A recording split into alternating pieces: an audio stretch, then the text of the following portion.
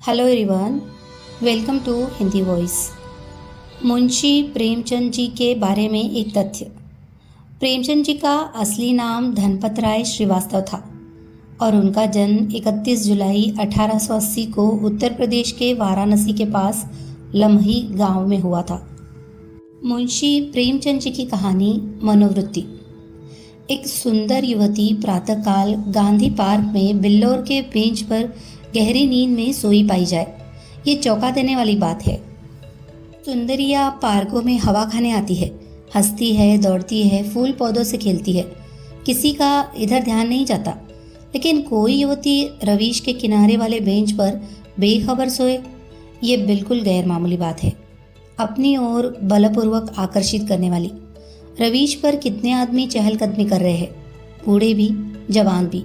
सभी एक क्षण के लिए वहां ठिठक जाते हैं, एक नज़र वह दृश्य देखते हैं और तब चले जाते हैं। युवक वृंद रहस्य भाव से मुस्कुराते हुए, वृद्धजन चिंता भाव से सिर हिलाते हुए और युवतियां लज्जा से आंखें नीचे किए हुए। बसंत और हाशिम निकर और बनियान पहने नंगे पांव दौड़ रहे हैं। बड़े दिन की छुट्टियों में ओलंपियन रेस होने वाला है। दोनों उसी की तैयारी कर रहे हैं। दोनों इस स्थल पर पहुंचकर रुक जाते हैं और दबी आवाज से युवती को देखकर आपस में ख्याल दौड़ाने लगते हैं। बसंत ने कहा, इसे और कहीं सोने की जगह ही नहीं मिली। हाशिम ने कहा, कोई वेश्या है, लेकिन वेश्याएं भी तो इस तरह बेशर्मी नहीं करती। वेश्या अगर बेशर्म न हो तो वेश्या नहीं। बहुत सी ऐसी बातें हैं जिनमें कुलवधू और वेश्या दोनों एक व्यवहार करती है। कोई वेश्या मामूली तौर पर सड़क पर सोना नहीं चाहती। रूप छवि दिखाने का नया आर्ट है। आर्ट का सबसे सुंदर रूप छिपाव है, दिखाव नहीं। वेश्या इस रहस्य को खूब समझती है। उसका छिपाव केवल आकर्षण बढ़ाने के लिए है, हो सकता है, मगर केवल यहाँ सो जाना ये प्रमाणित नहीं करता कि ये वेश्या है। इसकी मांग में सिंदूर है। वेश्याएं अवसर पड़ने पर सौभाग्यशाली बन जाती है। रात भर प्याले के दौर चले होंगे, काम क्रीड़ाएं हुई होगी, अवसाद के कारण ठंडक पाकर सो गई होगी। मुझे तो कुलवधू सी लगती है। कुलवधू पार्क में सोने आएगी? हो सकता है घर से रूठ कर आई हो। चलकर पूछी क्यों न ले। नीरे अहमक हो, बगैर परिचय के आप किसी को जगा कैसे सकते हैं? आज ही चलकर परिचय कर लेंगे, उल्टे और एहसान जताएंगे, और जो कहीं झिड़क दे, झिड़कने की कोई बात भी हो, उससे सौजन्य और सदस्यता में डूबी हुई बातें करेंगे। कोई युवती ऐसी बातें सुनकर चिढ़ नहीं सकती।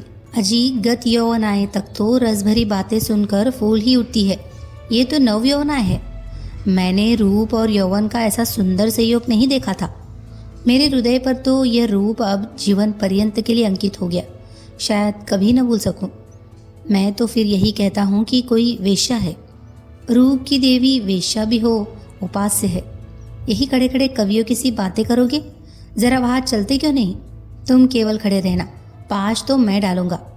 कोई कुलवधू है, कुलवधू पार्क में आकर सोए तो इसका इसके सिवा कोई अर्थ नहीं कि वह आकर्षित करना चाहती है, और यह वेश्या मनोवृत्ति है। आजकल की युवतियां भी तो फॉरवर्ड होने लगी है। फॉरवर्ड युवतियां युवकों से आंखें नहीं चुराती। हाँ, लेकिन है कुलवधू। कुलवधू से किसी तरह की बातचीत करना मैं बेहूदगी समझता हूँ। तो चलो फिर दौड़ लगावे।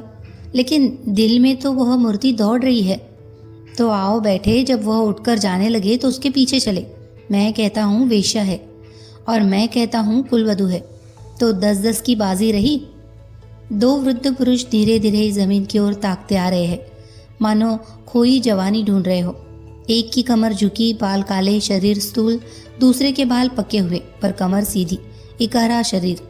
दोनों के दांत टूटे पर नकली दांत लगाए, दोनों की आंखों पर ऐनक। मोटे महाशय वकील है और छरहरे महोदय डॉक्टर। वकील, देखा ये 20वीं सदी की करामात? डॉक्टर, जी हाँ देखा। हिंदुस्तान दुनिया से अलग तो नहीं है, लेकिन आप इसे शिष्टता तो नहीं कह सकते। शिष्टता की दुहाई देने का अब समय नहीं है। किसी भले घर की लड़की वेश्या है साहब, आप इतना भी नहीं समझते। वेश्या इतनी फूहड़ नहीं होती, और भले घर की लड़कियां फूहड़ होती है। नई आज़ादी है, नया नशा है। हम लोगों की तो बुरी भली कट गई। जिनके सिर आएगी वो झेलेंगे। अफसोस, जवानी रुखसत हो गई। जिंदगी जहन्नुम से बदतर हो जाएगी। मगर आग तो नहीं रुखसत हुई, वह दिल तो नहीं रुखसत हो गया। बस आग से देखा करो, दिल जलाया करो। मेरा तो फिर जवान होने को जी जाता है। सच पूछो तो आजकल के जीवन में ही जिंदगी की बहार है। हमारे वक्त में तो कहीं कोई सूरत नजर ही ना आती थी। आज तो जिधर जाओ हुस्न ही हुस्न के जलवे। सुना युवतियों को दुनिया में जिस चीज़ से सबसे ज़्यादा नफरत है वो बूढ़े मर्द है। मैं इसका कायल नहीं। पुरुष का जौहर उसकी जवानी नहीं, उसका शक्ति संपन्न होना है। कितने ही बूढ़े जवानों से ज़्यादा कड़ियल होते हैं। मुझे तो आए दिन इसके तजर्बे होते हैं। मैं ही अपने को किसी जवान से कम नहीं समझता। यही सब सही है, पर बूढ़ों का दिल कमज़ोर हो जाता है। अगर ये बात न होती तो इस रमणी को इस तरह देखकर हम लोग यूं न चले जाते। मैं तो आंखें भर देख भी न सका। डर लग रहा था कि कहीं उसकी आंखें खुल जाए और वो मुझे ताकते देख ले तो दिल में क्या समझे। खुश होती कि बूढ़े पर भी उसका जादू चल गया। अजी रहने भी दो। आप कुछ दिनों उकासा का सेवन कीजिए। चंद्रोदय खाकर देख चुका, सब लुटने की बातें हैं। मंकी ग्लैंड लगवा लीजिए ना। आप इस युवती से मेरी बातें पक्की करा दे, मैं तैयार हूँ। हाँ, ये मेरा जिम्मा, मगर भाई हमारा हिस्सा भी रहेगा।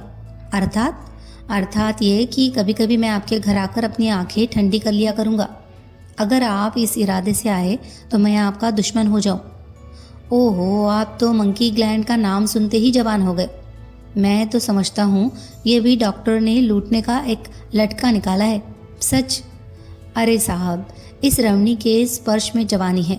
आप है किस फेर में? उसके एक एक अंग में, एक एक चितवन में, एक एक मुस्कान में, एक एक विलास में जवानी भरी हुई है। न 100 मंकी ग्लैंड, न एक रमणी का बाहुपाश। अच्छा, कदम बढ़ाइए। मुवक्किल आकर बैठे होगे। ये सूरत याद रहेगी। फिर आपने याद दिला दी। वह इस तरह सोई है इसलिए कि लोग उसके रूप को, उसके अंग विन्यास को, उसके बिखरे हुए केशों को, उसकी खुली हुई गर्दन को देखे और अपनी छाती पीटे। इस तरह चले जाना उसके साथ अन्याय है। वह बुला रही है और आप भागे जा रहे हैं। हम जिस तरह दिल से प्रेम कर सकते हैं, जवान कभी कर सकता है?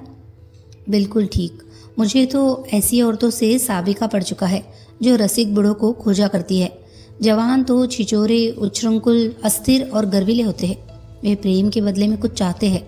यहाँ निस्वार्थ भाव से आत्मसमर्पण करते हैं। आपकी बातों से दिल में गुदगुदी हो गई। मगर एक बात याद रखिए, कहीं उसका जवान प्रेमी मिल गया तो मिला करे। यहाँ ऐसों से नहीं डरते। आपकी शादी की कुछ बातचीत थी तो? हाँ थी, मगर अपने ही लड़के जब दुश्मनी पर कमर बांधे तो क्या हो। मेरा बड़ा लड़का यशवंत तो मुझे बंदूक दिखाने लगा। ये ज़माने की खूबी है। अक्टूबर की धूप तेज हो चली थी। दोनों मित्र निकल गए। 2 दीवियाँ, एक वृद्धा, दूसरी नवयौवना, पार्क के फाटक पर मोटर से उतरी और पार्क में हवा खाने आई। उनकी निगाह भी उसी नींद की माती युवती पर पड़ी। वृद्धा ने कहा, बड़ी बेशर्म है। नवयौवना ने तिरस्कार भाव से उसकी ओर देखकर कहा, ठाठ तो भले घर की देवियों के है। बस ठाठ ही देख लो। इसी से मर्द कहते हैं स्त्रियों को आज़ादी न मिलनी चाहिए। मुझे तो कोई वेश्या मालूम होती है। वेश्या ही सही, पर उसे इतनी बेशर्मी करके स्त्री समाज को लज्जित करने का क्या अधिकार है? कैसे मज़े से सो रही है, मानो अपने घर में है। बेहयाई है। मैं पर्दा नहीं चाहती, पुरुषों की गुलामी नहीं चाहती, लेकिन औरतों में जो गौरवशीलता और सलज्जता है उसे नहीं छोड़ना चाहती। मैं किसी युवती को सड़क पर सिगरेट पीते देखती हूँ तो मेरे बदन में आग लग जाती है। उसी तरह आधी छाती का जम्पर भी मुझे नहीं सुहाता। क्या अपने धर्म की लाज छोड़ देने से ही साबित होगा कि हम बहुत फॉरवर्ड है? पुरुष अपनी छाती या पीठ खोले तो नहीं घूमते। इसी बात पर बाई जी, जब मैं आपको आड़े हाथों लेती हूँ तो आप बिगड़ने लगती है। पुरुष स्वाधीन है। वो दिल में समझता है कि मैं स्वाधीन हूँ। वह स्वाधीनता का स्वांग नहीं भरता। स्त्री अपने दिल में समझती है कि वह स्वाधीन नहीं है, इसीलिए वह अपनी स्वाधीनता का ढोंग करती है। जो बलवान है वे अकड़ते नहीं, जो दुर्बल है वही अकड़ दिखाते हैं। क्या आप उन्हें अपने आंसू पोंछने के लिए इतना अधिकार भी नहीं देना चाहती? मैं तो कहती हूँ, स्त्री अपने को छिपाकर पुरुष को जितना नचा सकती है, अपने को खोलकर नहीं नचा सकती। ये पुरुष के आकर्षण की फिक्र क्यों करे? पुरुष क्यों स्त्री से पर्दा नहीं करता? अब मुंह न खुलवाओ मीनू, इस छोकरी को जगा कर कह दो जाकर घर पर सोए। इतने आदमी आ जा रहे हैं और निर्लज्ज टांग फैलाई पड़ी है, यहाँ इसे नींद कैसे आ गई? रात कितनी गर्मी थी भाई जी, ठंडक पाकर बेचारी की आंख लग गई है। रात भर यही रही है, कुछ कुछ बत्ती हूँ। मीनू युवती के पास जाकर उसका हाथ पकड़कर हिलाती है। यहाँ क्यों सो रही हो देवी जी, इतना दिन चढ़ाया, उठकर घर जाओ। युवती आंखें खोल देती है। ओहो, इतना दिन चढ़ाया, क्या मैं सो गई थी? मेरे सिर में चक्कर आ जाया करता है, मैंने समझा शायद हवा से कुछ लाभ हो। यहाँ आई पर ऐसा चक्कर आया कि मैं इस बेंच पर बैठ गई, फिर मुझे कुछ होश न रहा। अब भी मैं खड़ी नहीं हो सकती, मालूम होता है मैं गिर पड़ूंगी। दवा की पर कोई फायदा नहीं होता। आप डॉक्टर श्यामनाथ को जानती होगी, वो मेरे ससुर है। युवती ने आश्चर्य से कहा। अच्छा, वह तो अभी इधर ही से गए हैं। सच? लेकिन मुझे पहचान कैसे सकते हैं? अभी मेरा गौना नहीं हुआ है। तो क्या आप उनके लड़के वसंत लाल की धर्मपत्नी हैं? युवती ने शर्म से सिर झुकाकर स्वीकार किया।